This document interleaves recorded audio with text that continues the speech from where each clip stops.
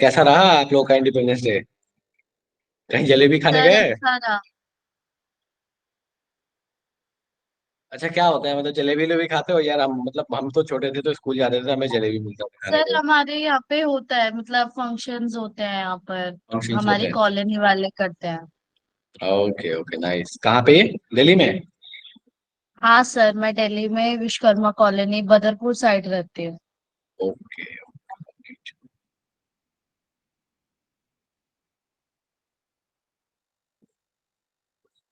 Sir आप भी दिल्ली में रहते हो?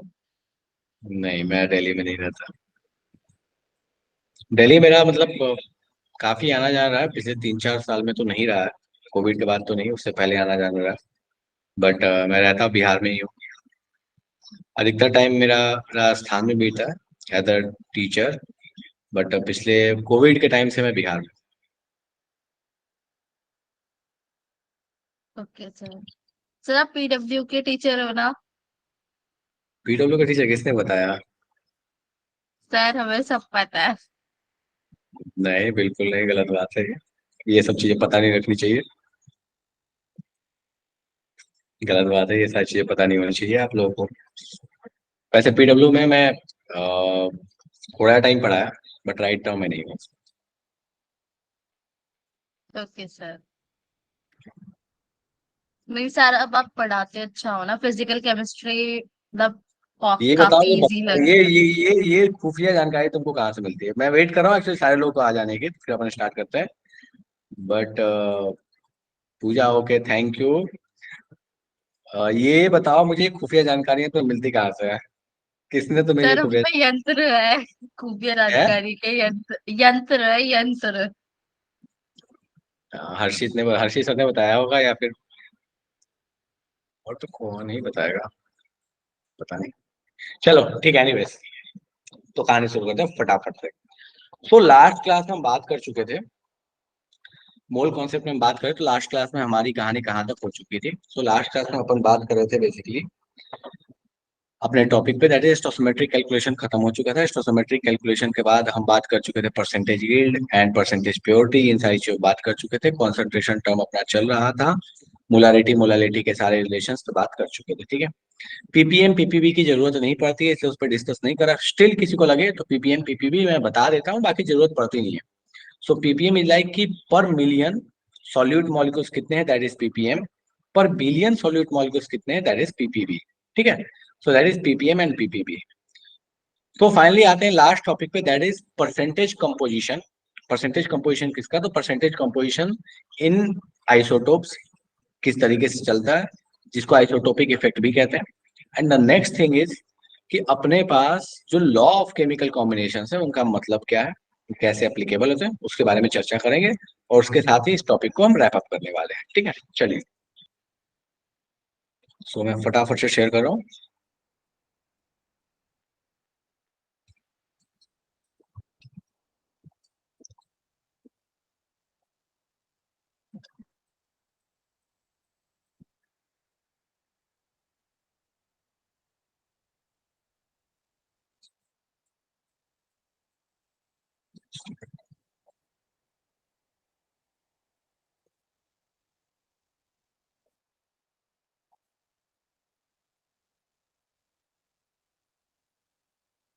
चलिए,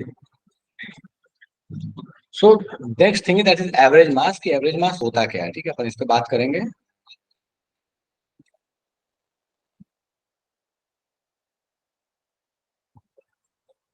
ठीक है। और फिर अपन इस चैप्टर को रैप अप करने का प्रयास करेंगे। चलिए, ये क्या दिक्कत हो रहा है?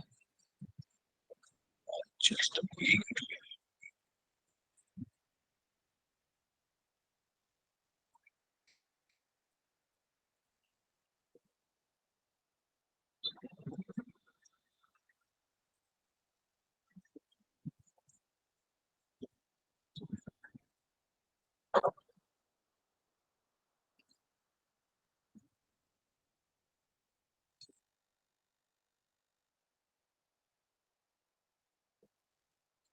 चलिए, ठीक है। सो अपन शुरू करते हैं फटाफट से। क्या हो गया इसको?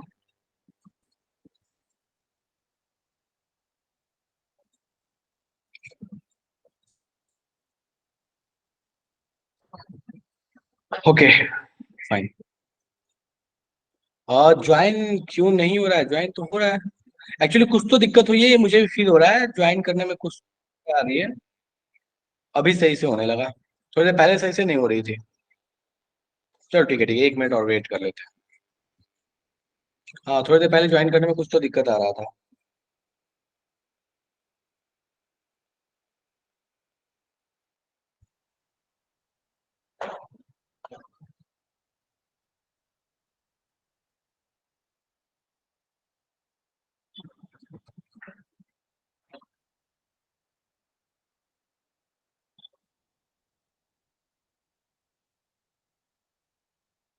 चलिए ठीक है, तो शुरू करते हैं कहानी फटाफट से। सो एवरेज मास होता क्या है? बेसिकली एवरेज मास क्या है? सो बहुत सारे जब तरह के आइसोटोप्स अपने पास किसी सैंपल में अवेलेबल होते हैं, सो उनका जब कभी भी हम एवरेज ले रहे होते हैं, वो एवरेज किस रेस्पेक्ट में हो सकता है? सो एवरेज जो आपके पास है, हो सकता है कि आइसोटोप्स जो है उनका परसेंटेज कंपोजिशन दे दे, हो सकता है कि उनका नंबर ऑफ एटम्स दे दे, या फिर पॉसिबल है कि फ्रैक्शन में दे दे। ठीक है, तो इनमें से अगर कोई भी आपके पास दे दे कि फ्रैक्शन में composition they they, number of atoms में दे दे, या फिर परसेंटेज में दे दे, अगर इन तीनों में से कोई भी कहानी अगर आपको दे दे, तो आप एवरेज मास बड़े आराम से बता सकते हैं। अब कैसे बताते हैं एवरेज मास? तो कह कि that is average mass. Actually जहां मैं क्लास लेता हूँ ना, इस जगह बड़ी दिक्कत है।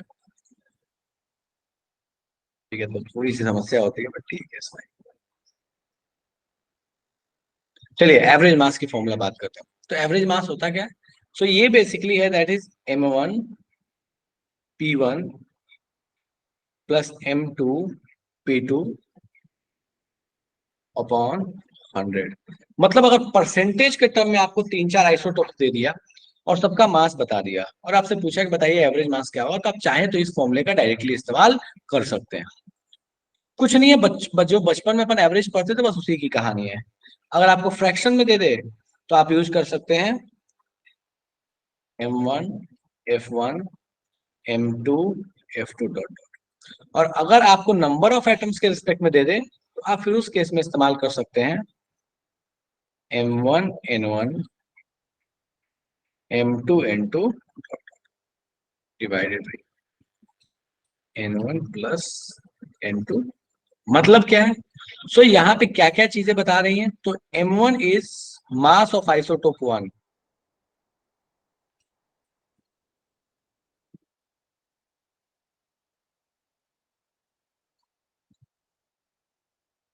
ठीक है, P1 is percentage of isotope 1, या परसेंटेज कंपोजिशन कहना चाहते हो तो कह सकते हैं। F1 is fraction of isotope 1।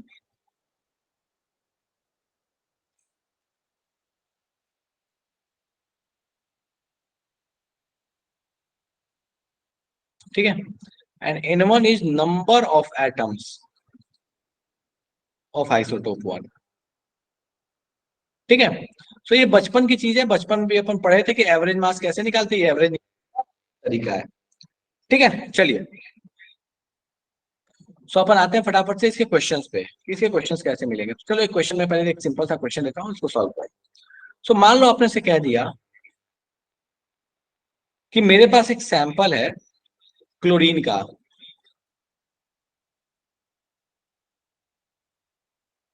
कहता है सैंपल ऑफ क्लोरीन में क्या है कि दो तरह के आइसोटोप्स हैं, that is Cl35 and Cl37। कहता है कि इनका जो परसेंटेज कंपोजिशन है,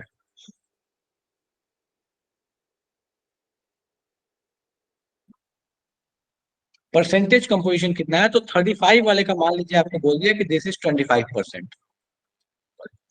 उल्टा लेते हैं, बोलिए इसका 75% है और इसका 25% है। तो बोलता है बताइए एवरेज मास कितना होगा। एकदम सिंपल सा क्वेश्चन है, फटाफट से शुरू हो जाए। लास्ट 2 क्लास के पीडीएफ नहीं मिले? कल तो मैंने भेज दिया था पीडीएफ। मैं एक बार रिमाइंड करा दूंगा, ठीक है? आपको पीडीएफ चला जाएगा कल का भी और आज का भी, तो last last last to last और आज का तीनों ही मैं एक बार रिमाइंड करा के डलवा दूंगा। कीजिए, सॉल्व कीजिए इसको फटाफट से।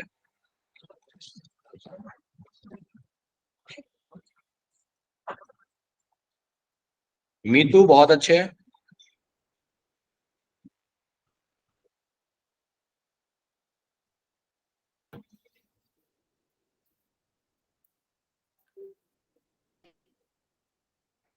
आस्था गड़बड़ है।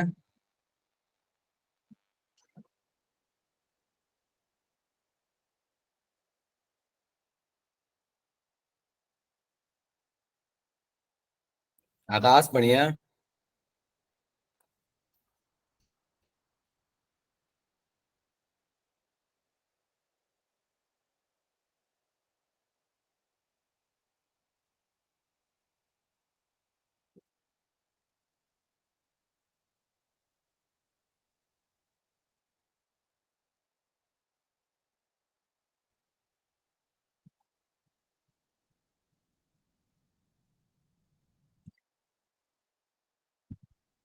निकिता बढ़िया।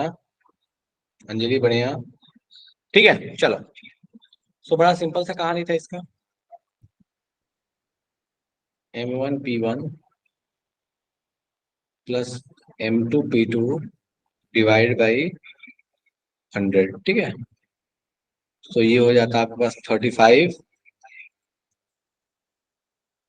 Into 75 plus 37 into 25 divide by 100। इसको आप सॉल्व कीजिएगा तो ये आ जाएगा 35.5। ठीक है चलो नेक्स्ट क्वेश्चन पे आते हैं। इस क्वेश्चन को फटाफट से सॉल्व कीजिए। ठीक है। बोलता है बताइए एवरेज एटॉमिक मास क्या होगा इफ, सॉरी, बोल दिया है कि एवरेज एटॉमिक मास Fe का जो है वो 56 है, ये बता दिया। बोलता है कि 54 वाले का जो एबंडेंस है वो बताना है, 58 वाले का एबंडेंस है वो बताना है। बता दिया है कि 57 वाले का एबंडेंस जो है वो 50% है। ठीक है शुरू होता है फटाफट से। एवरेज है 56, 54 वाले का बताना है, 58 वाले का बताना है, 57 वाले का 50% है।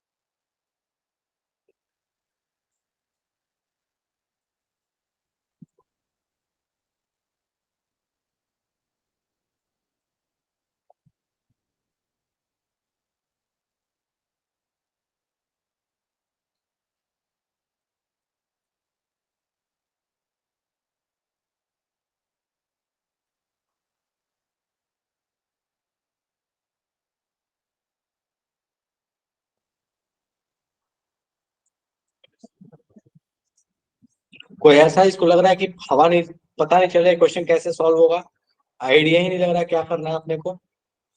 हैंड रेज करो फटाफट से। कोई ऐसा इसको लग रहा है कि क्वेश्चन में क्या करना है ये पता ही नहीं चल रहा अपने को, जादू हो रहा है ये क्वेश्चन। इस प्लेनेट का नहीं है, किसी और प्लेनेट का क्वेश्चन आ गया ये। वंदना, निशांत।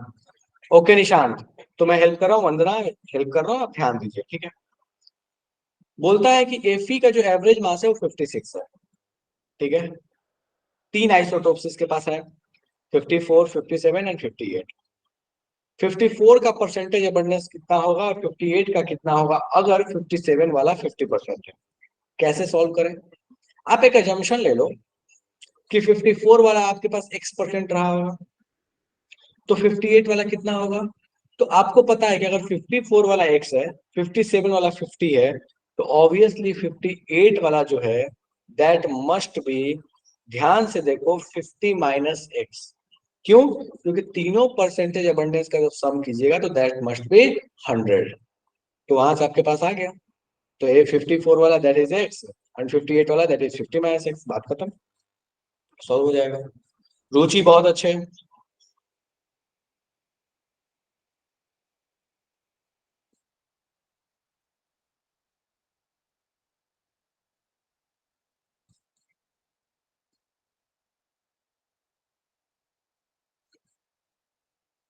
आकाश बहुत बढ़िया।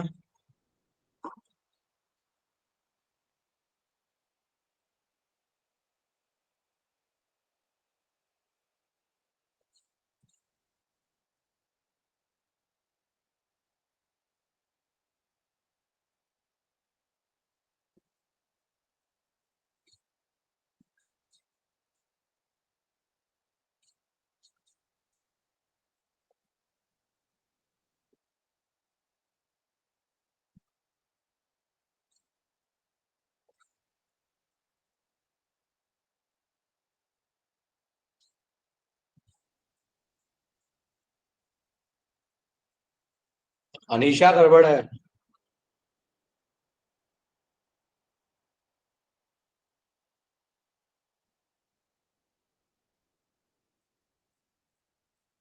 सॉरी।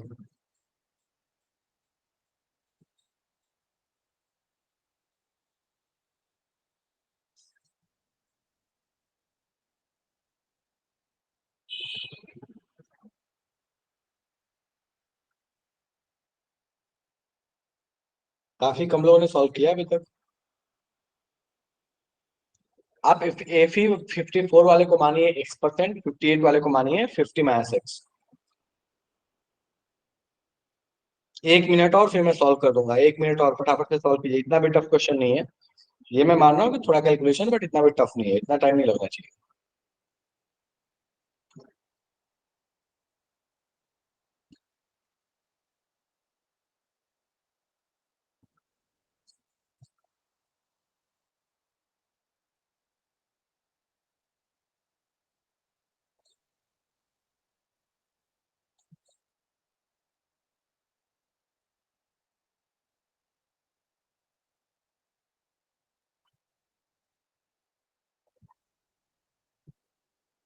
चलिए मैं सॉल्व कर रहा हूँ।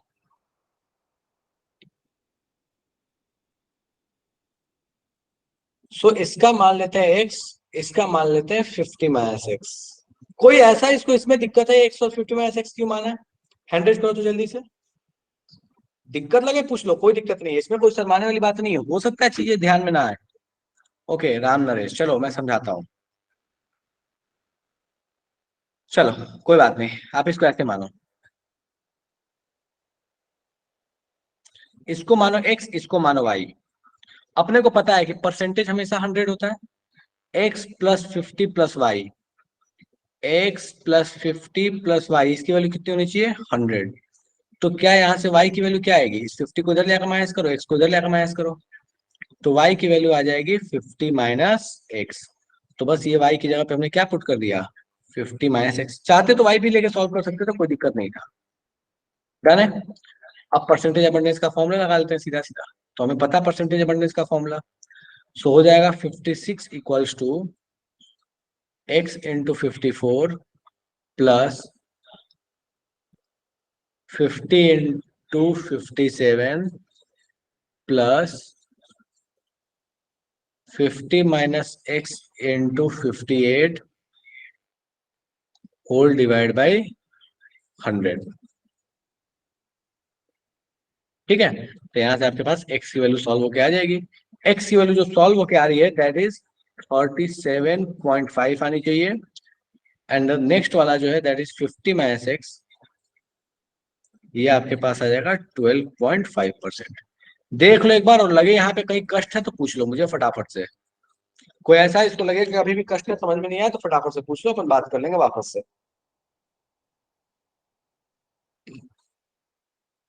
कोई ऐसा इसको अभी भी लग रहा है डाउट है तो पूछ लो। नहीं है? बड़े आगे। चलिए बहुत अच्छे। नेक्स्ट।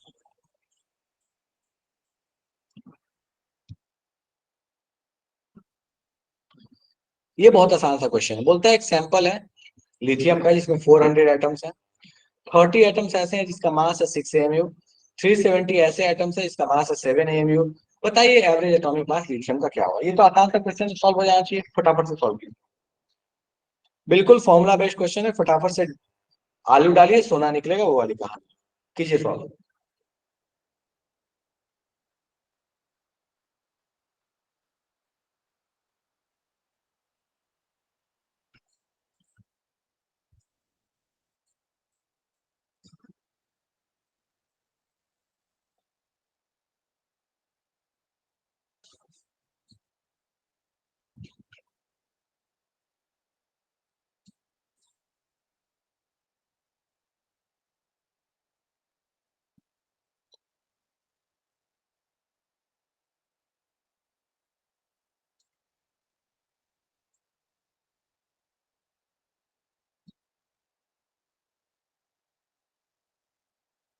कीजिए फटाफट से।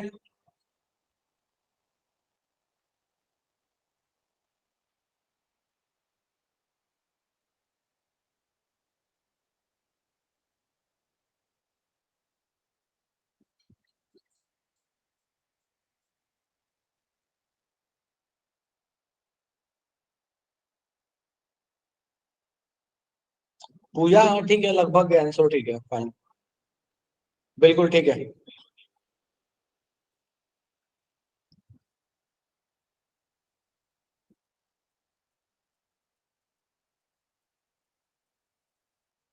अभी तक 2 लोग कैंसर आए, 3 लोग कैंसर आए हैं, बाकी जनता का अभी तक कैंसर नहीं आया है।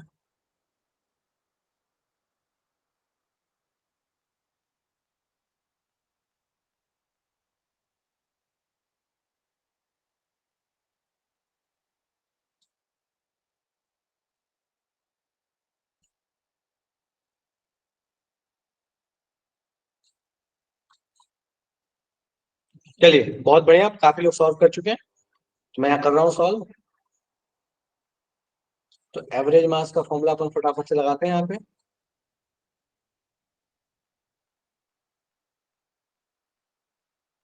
N1 M1 N2 M2, 30 × 6 plus 370 × 7 whole divide by 30 + 370। इसको सॉल्व कीजिएगा तो ये लगभग लगभग आ जाएगा 9, सॉरी सर 7 6। पॉइंट। फिर से बोलो। सर 7 पॉइंट समथिंग आ रहा है। 7 पॉइंट आ रहा है, नहीं 7 पॉइंट नहीं आएगा, 6.92 के रेंज में आएगा। हाँ अधिकतर लोग कैंसर 6.92 के रेंज में आ रहा है, ठीक है।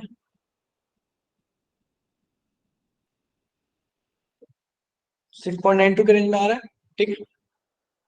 बड़े आगे, ठीक है, एक बार करके देख लेना, हो सकता है कैलकुलेशन है, कैलकुलेशन तो कर सकते हो, कोई दिक्कत नहीं है, कोई बहुत बड़ी बात नहीं है इसमें। ठीक है चलिए, ये क्वेश्चन है बिल्कुल आसान सा, वैसा ही है, देख लो एक बार, लगे सॉल्व हो जाए ठीक है, नहीं हो तो पूछ लो मेरे से, बाकी आराम से घर पे ट्राई करना। सेम वैसा ही है, मास दिया, परसेंटेज अबंडेंस दिया, पूछा आपसे, बस ध्यान रखिए मास देते वक्त आप ये वाला मास कंसिडर कीजिएगा, ये 63 और ये 65 कंसिडर नहीं कीजिएगा, हो जाएगा। चलो, ये क्वेश्चन थोड़ा अच्छा है, सोचो इस क्वेश्चन को।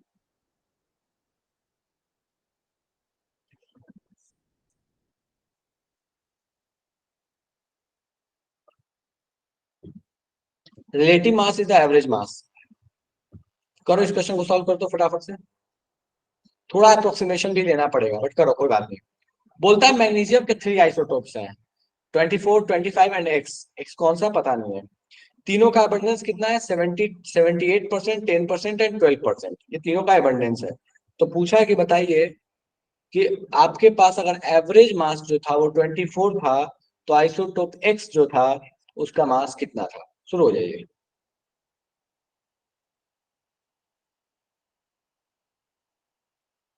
सॉरी,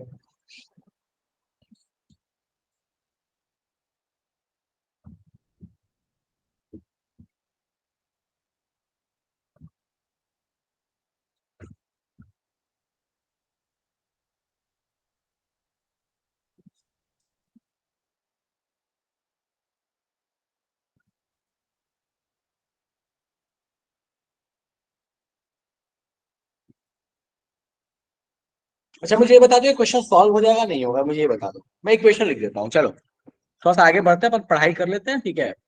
क्वेश्चन आसान है, मैं इक्वेशन बना देता हूँ। 24 इक्वल्स टू हो जाएगा, 24 आइसोटोप है, परसेंटेज है 78, 25 वाले का परसेंटेज है 10, एक्स वाले का मास नहीं पता बट उसका परसेंटेज है 12 डिवाइडेड बाई 100। यहाँ से आपको किसका मास निकल जाएगा, एक्स का निकल जाएगा। हो जाएगा क्या ये?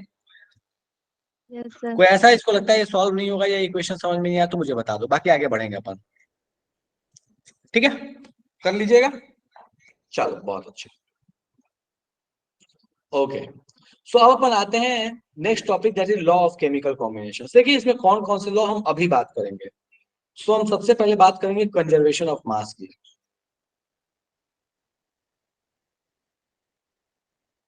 सेकेंड बात करेंगे that is definite proportion. Shreya ठीक है, कोई दिक्कत नहीं है, या फिर कांस्टेंट प्रोपोर्शन रेशियो कहते हैं। थर्ड बात करने वाले हैं अपन मल्टीपल प्रोपोर्शन। फोर्थ बात करने वाले हैं अपन रेसिप्रोकल प्रोपोर्शन।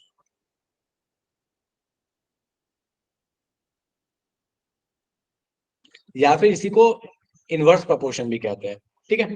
तो इन चारों के बारे में अपन फटाफट से बात करेंगे। लुजैक लॉ या फिर एवोगैड्रो लॉ, ये गैसियर स्टेट में पढ़ेंगे अपन, ठीक है। चलिए, तो सबसे पहले आते हैं कंजर्वेशन ऑफ मास पे। बहुत बार पढ़ चुके, बचपन से पढ़ते आ रहे हैं। क्या कहता है?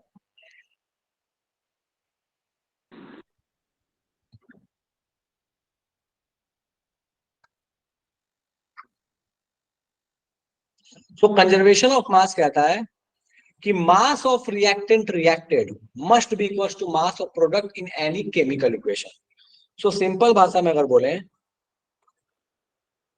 सो मास ऑफ रिएक्टेंट रिएक्टेड, ये याद रखिएगा, मास ऑफ रिएक्टेंट लिखना सही नहीं होता, मास ऑफ रिएक्टेंट नहीं, mass of reactant reacted equals to mass of product form.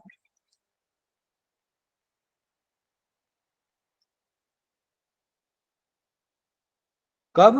जब अपने पास ये कहानी जो है, ये केमिकल रिएक्शन हो रहा हो तब। सो केमिकल रिएक्शन में हमें ध्यान रखना है, केमिकल रिएक्शन जब कभी भी होगा तो मास ऑफ रिएक्टेंट और मास ऑफ प्रोडक्ट जो रिएक्ट कर रहा होगा रिएक्टेंट और प्रोडक्ट के बराबर होगा। ये गलती नहीं करना है कि रिएक्टेंट बराबर प्रोडक्ट बोल देना, नहीं बोलना है, ठीक है। बहुत बार ऐसा होता है कि बहुत सारा रिएक्टेंट अनरिएक्टेड भी रह जाता है। एप्लीकेशन इसका क्या है? बैलेंसिंग।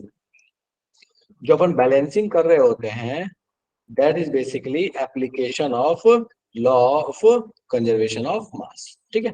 चलिए, बच्चों वाली चीज है, इस पे ज्यादा दिमाग लगाने की जरूरत नहीं। नेक्स्ट आते हैं डेफिनेट या कांस्टेंट प्रोपोर्शन।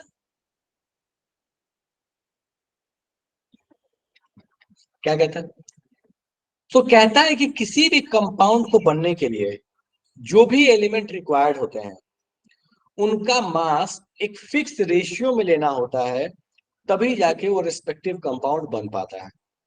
फॉर एग्जाम्पल, ठीक है, अगर हमें वाटर बनाना है तो हमें पता है कि जो मास ऑफ हाइड्रोजन होगा, ये बचपन से एग्जाम्पल देखते आ रहे हैं, वर्सेस या with respect to mass of oxygen जो होगा, ये हमेशा 1:8 होगा। ये इररिस्पेक्टिव है कि किस कंडीशन में हो रहा है, किस टेम्परेचर पे हो रहा है, किस प्रेशर पे हो रहा है, अर्थ पे हो रहा है कि जुपिटर पे हो रहा है कि मून पे हो रहा है, उससे मतलब नहीं है।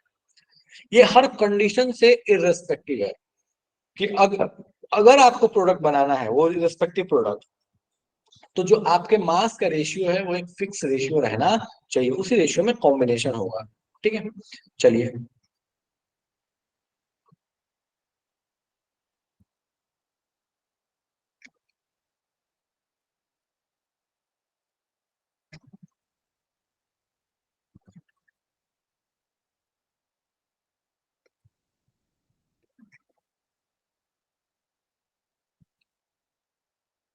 बोलता है कि रिएक्टेंट जो है एक फिक्स रेशियो में कंबाइन होते हैं, तभी जाके अपने पास प्रोडक्ट बन के तैयार होता है। यहां तक में किसी को अगर दिक्कत है तो मुझे फटाफट से बता दो, अपन फिर आगे बात करेंगे। सिंपल सी कहानी है। एप्लीकेशन पे आते हैं इसके। सो एक एग्जाम्पल क्या कहता है कि बताइए अगर आपको 16 ग्राम हाइड्रोजन है तो बताइए कितना ग्राम आपको ऑक्सीजन लेना पड़ेगा। अब इसको चाहो तो आप स्टोसियोमेट्री से भी कर सकते हो, और स्टोसियोमेट्री क्या है, इसी का एक एप्लीकेशन है। तो बोलता है एक्स की वैल्यू बताओ कितनी होगी। हमें बहुत अच्छे से पता है, बेवकूफ बनाने का तरीका है ये तो। सो हमें पता है कि mass of hydrogen mass of oxygen, इसका जो रेशियो होगा दैट इज 1/8। तो आपको पता है कि अगर ये बोल दिया कि 16 ग्राम है तो आप यहाँ पे पुट कर लीजिए 16 upon mass of oxygen equals to 1/। Done है क्या मामला? कोई ऐसा जिसको यहाँ तक दिक्कत है तो मुझे फटाफट से बता दो कि भैया यहाँ तक दिक्कत है, समझ में नहीं आ रहा, जादू हो रहा है। यहाँ से आपको मास ऑफ ऑक्सीजन, तो जिसका भी आपको मास निकालना है, जो भी कैलकुलेशन करने आप यहाँ से बड़े आराम से कर सकते हैं। कोई ऐसा इसको इसमें दिक्कत है तो बता दो, अपन बात करेंगे। चलो एक क्वेश्चन दे रहा हूँ मैं, फटाफट से करो। बोलता है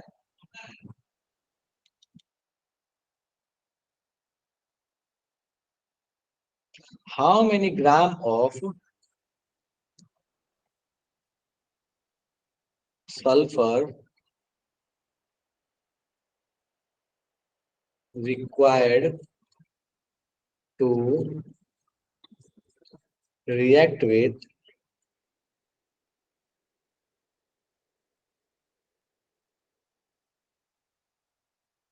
32 gram oxygen to form H2SO4। बोलता है अगर आपको H2SO4 बनाना है, 32 ग्राम ऑक्सीजन है, तो उसके लिए सल्फर कितना चाहिए। फटाफट से सॉल्व कीजिए। बच्चों वाला क्वेश्चन है, कोई बड़ी बात नहीं है। एप्लीकेशन इसका क्या है, पूरी की पूरी स्टोइकियोमेट्री ही कांस्टेंट प्रोपोर्शन का एप्लीकेशन है, डेफिनेट प्रोपोर्शन का एप्लीकेशन है, ठीक है।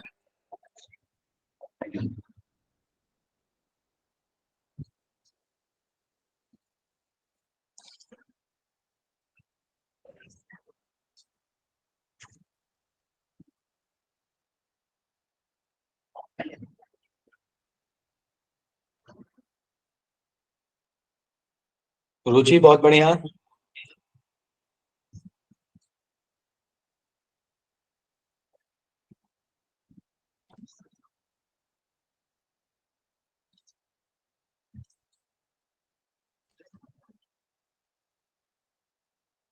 बाकी जनता भी फटाफट से सॉल्व कीजिए।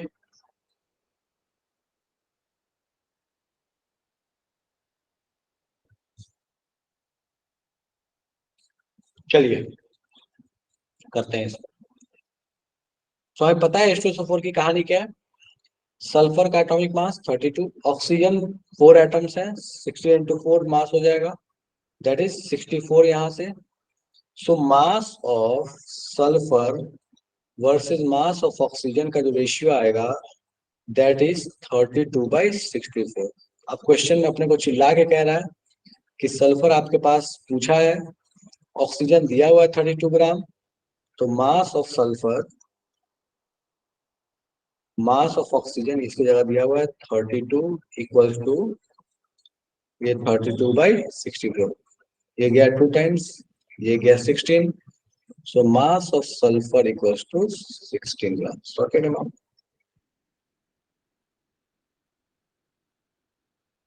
बढ़े आगे। चलिए सो नेक्स्ट आते हैं अपन आई की कहानी पे। सो नेक्स्ट अपने से कहता है that is law of multiple proportion.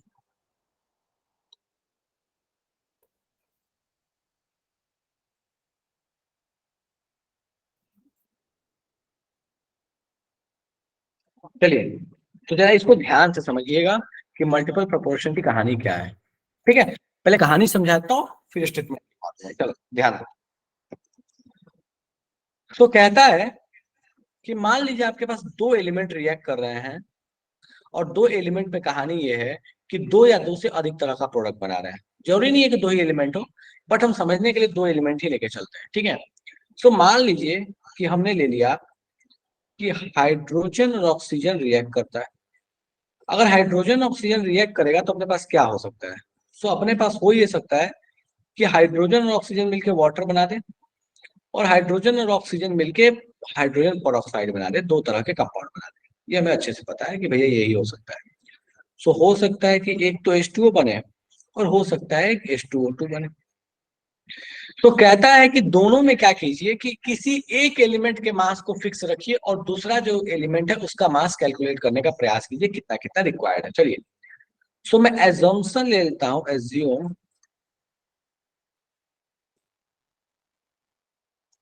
Mass of H2 fixed. H2 के क्या मानेंगे? फिक्स्ड मानेंगे। अगर H2 के मास को हम फिक्स मानेंगे और मान लेते हैं कि वो x ग्राम है, ठीक है, तो कहता है कि ऑक्सीजन का मास निकालो कितना आएगा। चलो, सो मास ऑफ हाइड्रोजन H लिखो या H2 लिखो, क्योंकि मास में बात कर रहे हैं तो H2 लिखो H लिखो, उससे कोई फर्क नहीं पड़ना, ठीक है। अपॉन मास ऑफ ऑक्सीजन, इसका रेशियो कितना आ रहा है यहाँ पे? सो मुझे यहाँ दिख रहा है कि इसमें H2O है तो this will be 2, this will be 16, 1:8 आता है। चूंकि हाइड्रोजन के मास को यहाँ फिक्स करके रखा है x ग्राम, तो ये हो जाएगा अपने पास x upon mass of oxygen equals to 1/8। तो यहाँ से मास ऑफ ऑक्सीजन आ जा रहा है, दैट इज 8x ग्राम, ठीक है। सेम कहानी आपको दूसरे में करना है। हमने यहाँ फिक्स रखा है किसका मास? हाइड्रोजन का मास फिक्स रखा है। चलिए, तो mass of hydrogen, mass of oxygen, ये आपके पास हो गया 2 और 2 ऑक्सीजन है तो दिस विल बी 32। तो मास ऑफ हाइड्रोजन की जगह पे क्या मान लेना है अपने को? x मान लेना है। Mass of oxygen equals to 1/16। तो मास ऑफ ऑक्सीजन कितना आ गया? That is 16x gram. अब अपने को क्या कहता है? लॉ ऑफ मल्टीपल प्रोपोर्शन कहता है कि जब आपने एक एलिमेंट के मास को फिक्स रखा और दूसरे एलिमेंट का मास निकाला, तो जो दोनों केस में जो दूसरे एलिमेंट का मास आएगा उसका रेशियो एक सिंपलेस्ट रेशियो होगा। सिंपलेस्ट रेशियो का मतलब क्या होता है? सिंपलेस्ट रेशियो का मतलब है कि भैया आपके पास कोई ऐसा नंबर नहीं आ जाएगा जैसे √3/√5, ऐसा नंबर नहीं आएगा। 2/3, 5/10, 8/1, इस तरीके से कुछ भी इस तरह का नंबर आएगा, जैसे सिंपल नंबर आएगा आपके पास, ठीक है। सिंपल फ्रैक्शन आएगा अगर आसान भाषा में कहा जाए तो। सो यहाँ पे अपन लिखते हैं that is mass of oxygen in H2O upon mass of oxygen in H2O2। इसका रेशियो कितना है? तो that is 8x upon 16x। ये भाई साहब गए, ये भाई साहब गए 2 टाइम्स में। So this ratio is 1/2। सो यही आपके पास कह रहा है लॉ ऑफ मल्टीपल प्रोपोर्शन, कि अगर दो एलिमेंट दो या दो से अधिक तरह का कंपाउंड बनाता है और उसमें एक एलिमेंट के मास को आप फिक्स कर दीजिए, तो जो दूसरा रिक्वायर्ड एलिमेंट का मास है वो एक सिंपलेस्ट रेशियो में रहेगा। मैं इसका स्टेटमेंट अभी लिख दूंगा, पर यहाँ तक में किसी को दिक्कत है तो मुझे बताओ फटाफट से कि यहाँ पे कोई समस्या है तो अपन बात करें। फिर एक आध क्वेश्चन पे बात करेंगे, एक आध क्वेश्चन दे दूंगा, मुझे पता करके बताना कहाँ मल्टीपल प्रोपोर्शन लगेगा कहाँ नहीं लगेगा।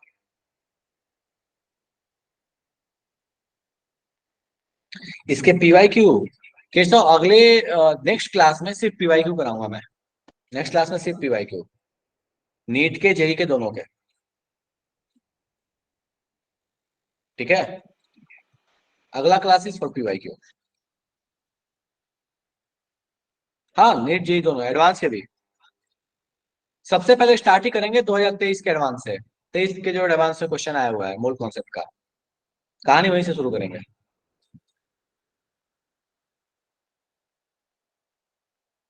सर H2O2 की जगह कोई और मॉलिक्यूल भी हो सकता है ना? बिल्कुल हो सकता है, क्यों नहीं हो सकता, बट हमें पता है कि हाइड्रोजन और ऑक्सीजन मिलकर यही दो तो बनाते हैं, या तो H2O बनाते हैं या तो H2O2 बनाते हैं, ठीक है। चलिए, मैं यहाँ स्टेटमेंट लिख रहा हूँ।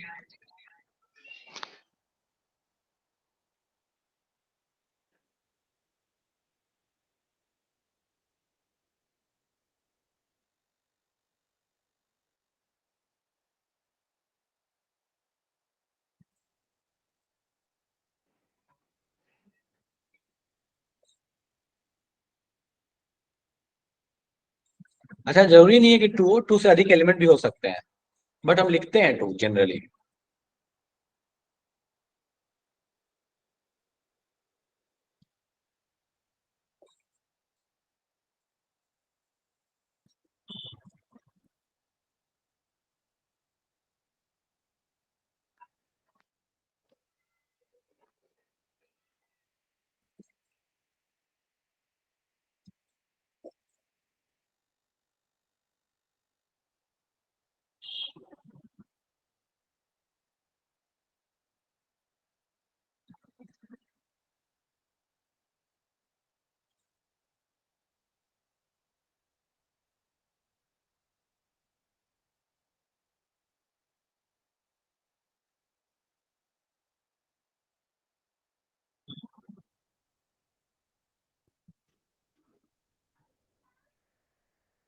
डन है, चलेगा। आराम से इसको कॉपी में लिख लीजिएगा बाद में। 11th 12th में पढ़े हैं तो कोई बहुत बड़ी चीज नहीं है, ठीक है। चलो नेक्स्ट आता है। एक क्वेश्चन दे रहा हूँ, फटाफट से मुझे बताओ कहाँ कहाँ law of multiple proportion valid है।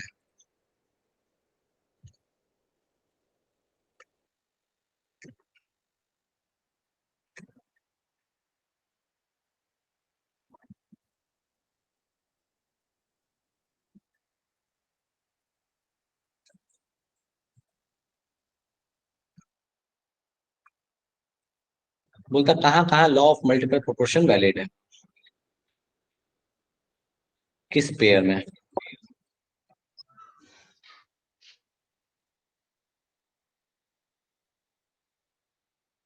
मल्टीपल करेक्ट है, एक से अधिक सही हो सकते हैं।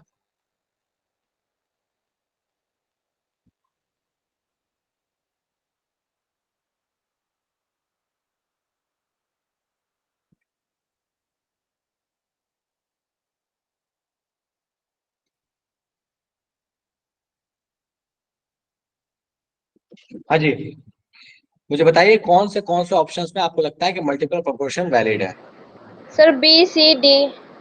बोलना नहीं है, बोलना नहीं है, मैसेज कीजिए।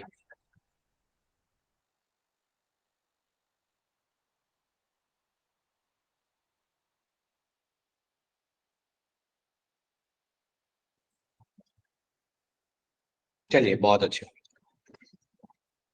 ठीक है। नेक्स्ट आते हैं, that is law of inverse proportion या रेसिप्रोकल प्रोपोर्शन।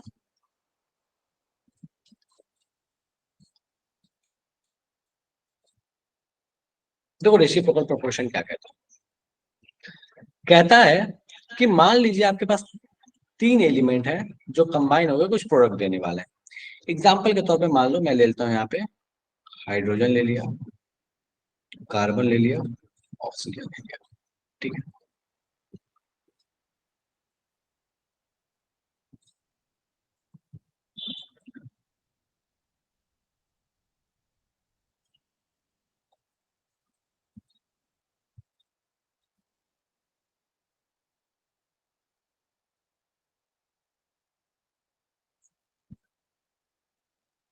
ओहो, ये सेकंड वाला गड़बड़ है, एक सेकंड इस लाइन की जरूरत है।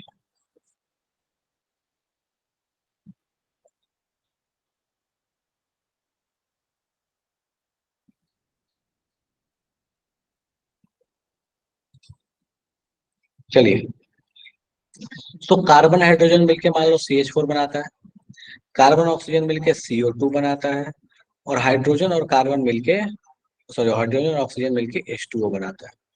सो कहता है कि अगर कोई भी दो कंपाउंड आप लीजिए जिसमें एक एलिमेंट कॉमन है, ऑब्वियसली किसी में भी दो में एक एलिमेंट कॉमन होगा ही होगा, जो एलिमेंट कॉमन है उसके मास को आप फिक्स रखिए और दूसरे वाले जो एलिमेंट्स हैं उनके मास निकालिए कि दोनों में कितने कितने रिक्वायर्ड मास लग रहा है।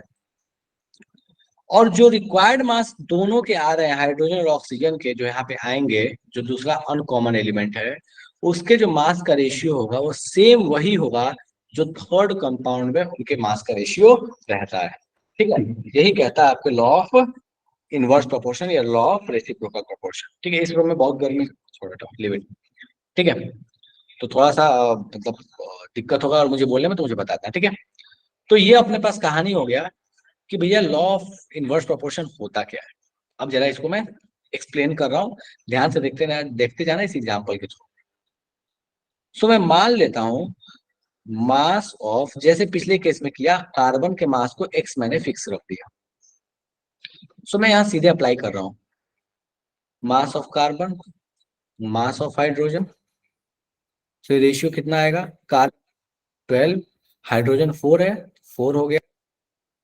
कार्बन का मास हमने x माना था, मास ऑफ हाइड्रोजन ये आपके पास आ गया, ये दिख रहा है, ये 3, दैट इज 3।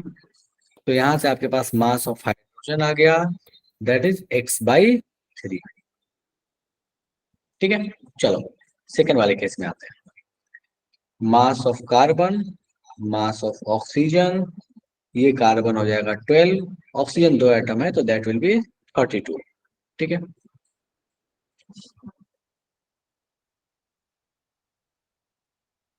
अब यहाँ हमें पता है कार्बन का मास हमने x मान के रखा है, तो x upon mass of oxygen equals to 3/8।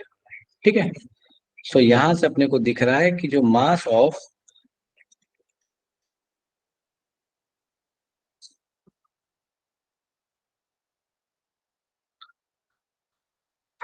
हाँ, तो यहां से मास ऑफ ऑक्सीजन आ जाएगा, दैट इज 8x/3। मुझे ये बता दो कि ये इसमें कोई दिक्कत है, हाइड्रोजन ऑक्सीजन को जो मास निकाला इसमें कोई समस्या किसी को? एक को कांस्टेंट कर लिया, दैट इज कार्बन के मास को, और एक केस में हाइड्रोजन निकाला, एक केस में हमने निकाल दिया कार्बन के मास को। डन है। अब कहता है इन दोनों का रेशियो ले लो। चलो भैया रेशियो लेते हैं।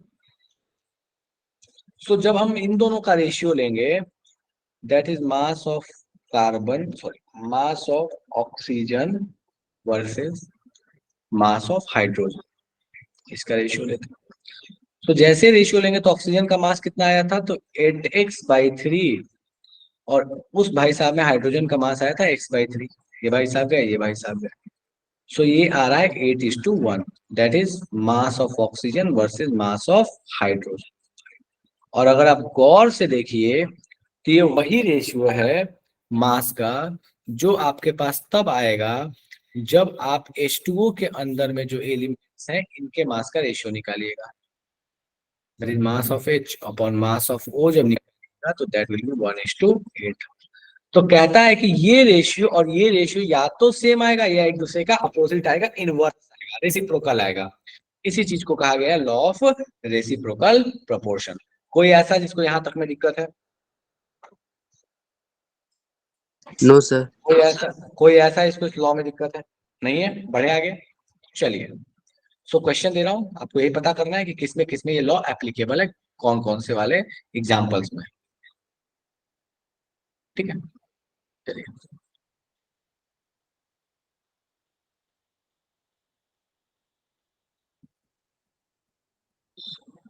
पहले ऑप्शंस दे ही दे रहा हूँ, फिर ऊपर में स्टेटमेंट लिख।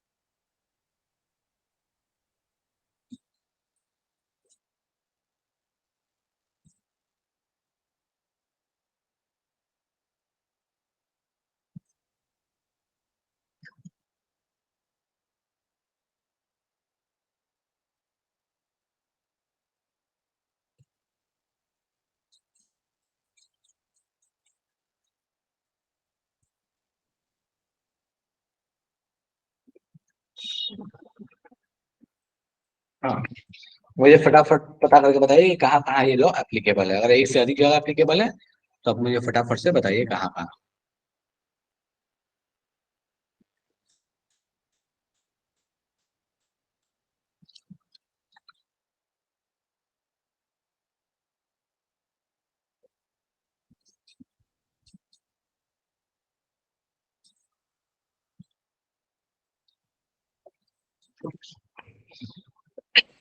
चलिए, सी और डी, गुड।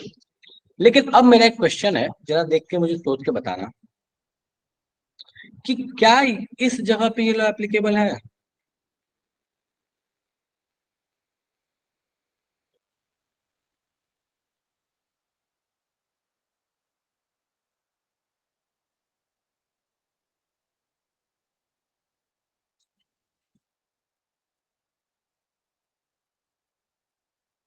क्या इस पेयर में ये लॉ एप्लीकेबल होगा, law of multiple, sorry, law of reciprocal proportion, C2H4 CO2 और H2O?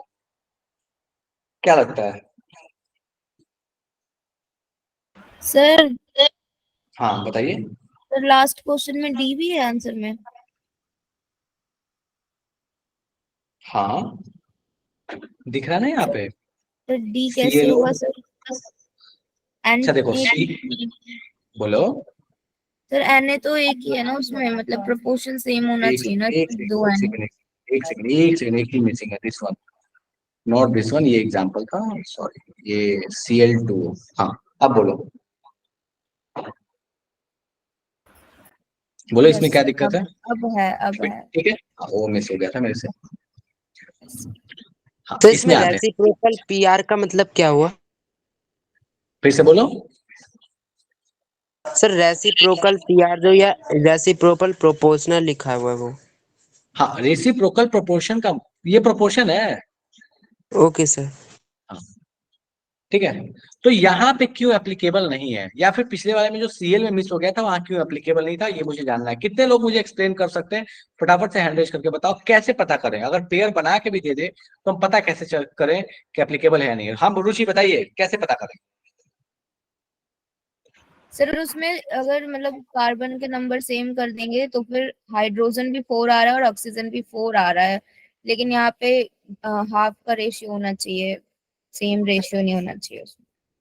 चलो ठीक है, एक एक्सप्लेनेशन और कोई। देखो एक सिंपलेस्ट वे बताता हूँ, जो आप हमेशा अप्लाई करके देख लीजिएगा। अगर किसी एलिमेंट का ऑक्सीडेशन नंबर सारे जगह सारे तरह के कंपाउंड में सेम तरह के चल रहा है, सेम आ रहा है, तो आप इस लॉ का अप्लाई कर सकते हैं। अगर ऑक्सीडेशन नंबर बदल रहा है तो लॉ को अप्लाई करना विल बी वेरी डिफिकल्ट। ठीक है, हालांकि ऐसा नहीं है कि लॉ अप्लाई नहीं होता है, लेकिन 90% केस में लॉ जो है वो फेल हो जाएगा। मैं ये नहीं कह रहा कि हमेशा, बट अधिकतर केस में फेल हो जाएगा। फिर आपको चेक करके देखना पड़ेगा कि भैया हाँ आपको given mass of respective element के लिए जो रिक्वायर्ड दूसरा वाला मास है वो उस रेशियो में आ रहा है या नहीं आ रहा है। एग्जाम्पल के तौर पर आप इसमें चेक कर लो, आपको इसमें दिखेगा क्या कि यहाँ पे जो इस केस में जो कार्बन का ऑक्सीडेशन नंबर लेके चल रहा है और इस केस में जो लेके चल रहा है वो डिफरेंट आ रहा है। हाइड्रोजन तो ठीक है कि +1 यहाँ भी है, +1 यहाँ भी, ऑक्सीजन -2 यहाँ पे, -2 यहाँ पे। इस वजह से इस बात का ध्यान रखिए कि कभी भी ऐसे क्वेश्चन आए तो पहले ऑक्सीडेशन नंबर से एक बार सोच लो कि ऑक्सीडेशन नंबर अगर बदल रहा है तो थोड़ा तो ग्लिच है, और ऑक्सीडेशन नंबर अगर सारी जगह सेम है तो ज्यादा कोई दिमाग लगाने की जरूरत नहीं है, वहां पे लॉ बड़े प्यार से एप्लीकेबल हो जाएगा। चलेगा क्या? कोई ऐसा इसको यहाँ तक में दिक्कत है?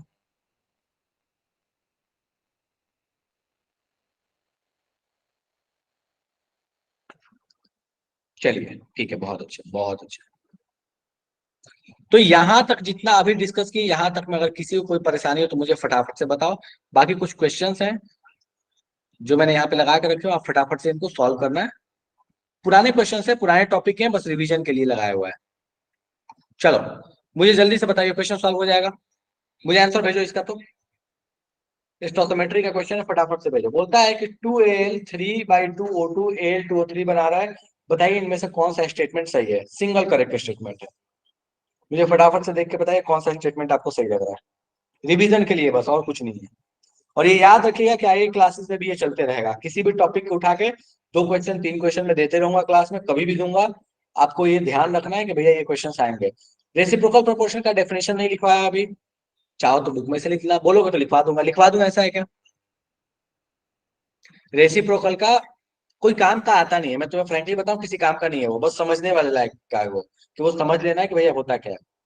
ठीक है, चलिए। तो बोलता है कि 2Al+3/2O2 Al2O3 बना रहा है, इसका मतलब क्या है? मतलब 2 मोल्स ऑफ एल्यूमिनियम या 2 atom of aluminium 3/2 moles O2 से कंबाइन होंगे तो 1 मोल Al2O3 बनेगा। That's fine.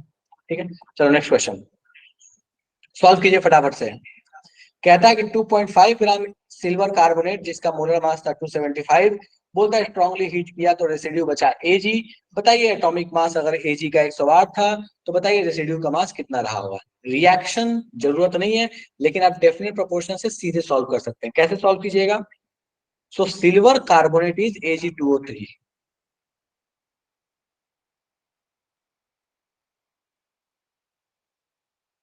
और इसमें रेसिड्यू सिर्फ क्या बचा है? Ag। तो मोटे तौर पे आपको यही बताना है कि Ag उसमें कितना है। सिल्वर एटम का मास बता लेना है, खेल खत्म। रिएक्शन आपका कोई लेना देना नहीं है। तो अगर आपके पास Ag2O3 2.5 ग्राम है तो बताइए उसमें Ag कितना होगा, वही रेसिड्यू बचेगा। शुरू हो जाइए।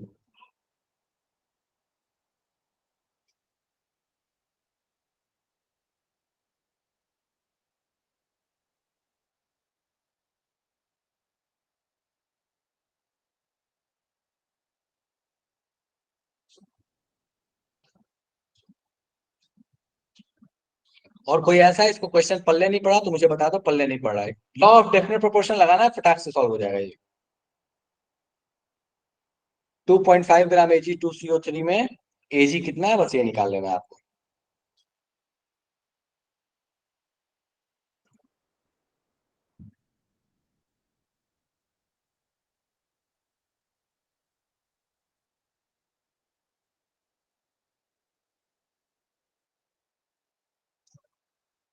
अगले क्लास में अपन PYQ करेंगे, नीट के, जेई के, सबके।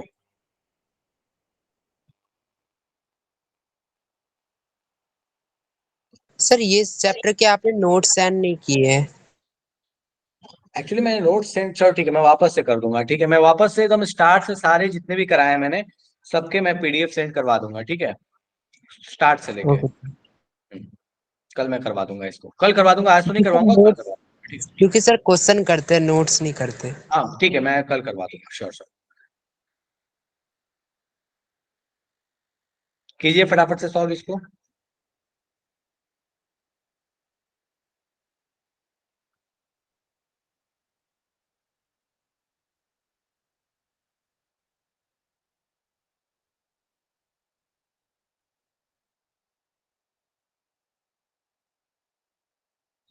अगर थोड़ा सा सोचोगे ना तो सीधे ऑप्शन से आंसर आ जाएगा।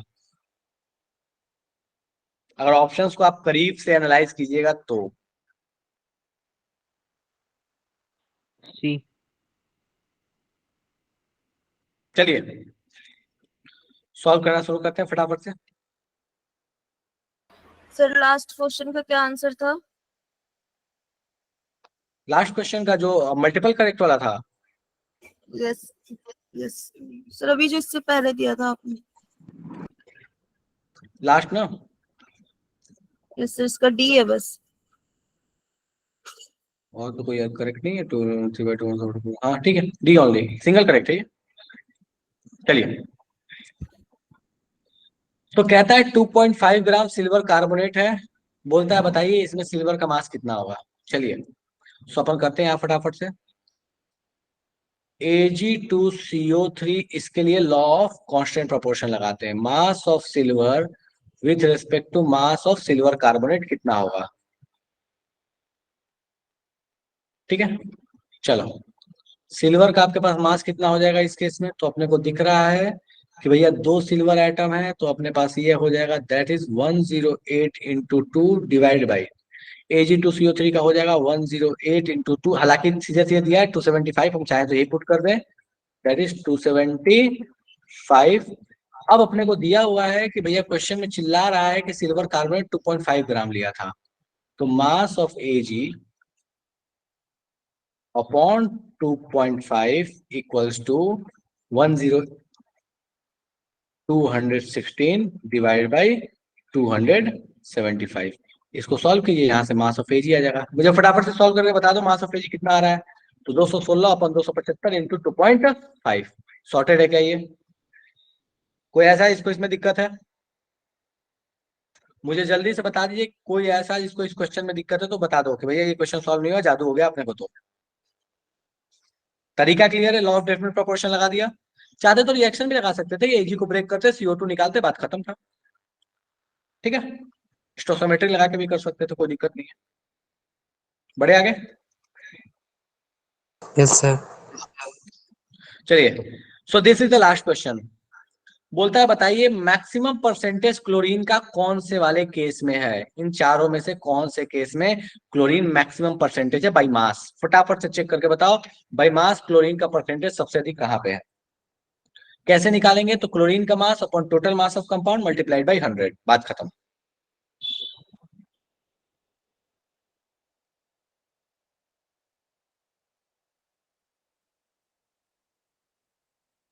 हाईएस्ट परसेंटेज ऑफ क्लोरीन, बहुत अच्छे।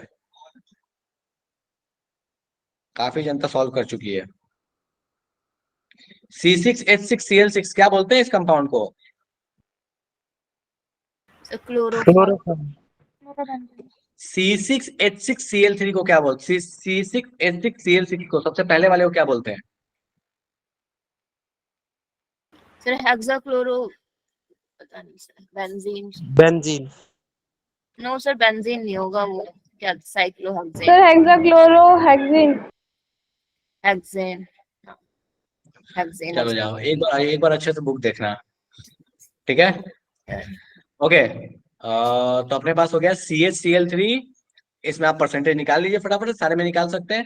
आपको दिख रहा है यहाँ पे 3 क्लोरीन है, सीधा सीधा चेक करो, 35.5 multiplied by 3 divide by total का मास, काम खत्म। तो दिख रहा है अपने को सीधे सीधे कि अगर बिना पेन पेपर उठाए भी दिख रहा है कि भैया इसमें अपने पास परसेंटेज सबसे अधिक आएगा। डन है क्या?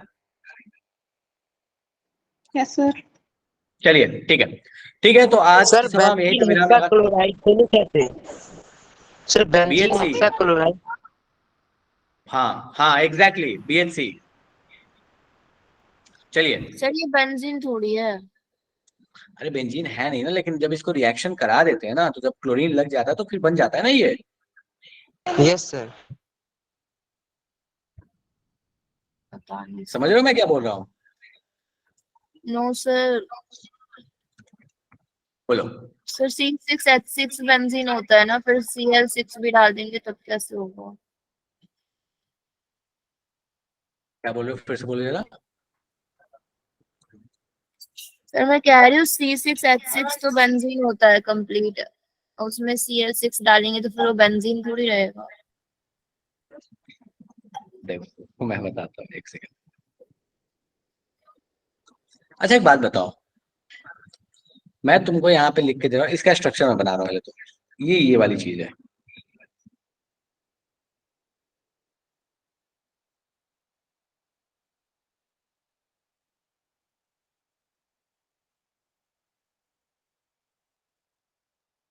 ठीक है? ये बनता कैसे है? ये बनता तब है जब बेंजीन में आप क्लोरीन का एडिशन करा रहे होते हैं 3 मोल्स, वो भी बहुत इंटेंस कंडीशन, जब पढ़ेंगे तो बात करेंगे उस समय, ठीक है? सो होता ये है कि यहाँ पे जो डबल बॉन्ड्स हैं, ये डबल बॉन्ड्स आपके पास टूट रहे होते हैं और तब जाके ये क्लोरीन का एडिशन होता है। सो बेसिकली इस कंपाउंड का जो नाम लिखते हैं that is the chloride of benzene. और कितने क्लोराइड ऑफ बेंजीन है? तो यहाँ पे कितने क्लोराइड आपके पास आ रहे हैं? 6 क्लोराइड्स आ रहे हैं, इसीलिए इसका नाम होता है that is BHC, benzene hexa chloride. इसको कुछ एक और भी नाम से जानते हैं, गामाइन नाम से भी जाना जाता है, ठीक है? तो ये बेसिकली इसका स्टैंडर्ड नेम, क्योंकि बेंजीन से बना हुआ है ना, इसलिए इसका नाम है बेंजीन हेक्सा क्लोराइड। चलेगा? Okay sir. जैसे सबसे लास्ट वाले का नाम, लास्ट वाले को क्या बोलते हैं? मिथाइल क्लोराइड बोलते हैं ना। उससे पहले वाला क्या है? या तो क्लोरोबेंजीन बोल लो या फिर फिनाइल क्लोराइड बोल लो, दिस वन। इसको यस। क्या बोलते हैं? या तो फिनाइल लोकल, या तो तुम बोलोगे IUPAC में तुम जाओगे तो बोलोगे कि क्लोरोबेंजीन, और ये तो लोकल या कॉमन नेम जिसको बोलते हैं, उसमें जब बोलते हैं तो बात करते हैं दैट इज फिनाइल क्लोराइड, ठीक है? चलिए, सर आपने इसमें CaCl3 is क्लोरोफॉर्म। गामाइन बोला था या गामीन बोला था इसको? हाँ वही गामीन, एग्जैक्टली वही चीज है। ओके।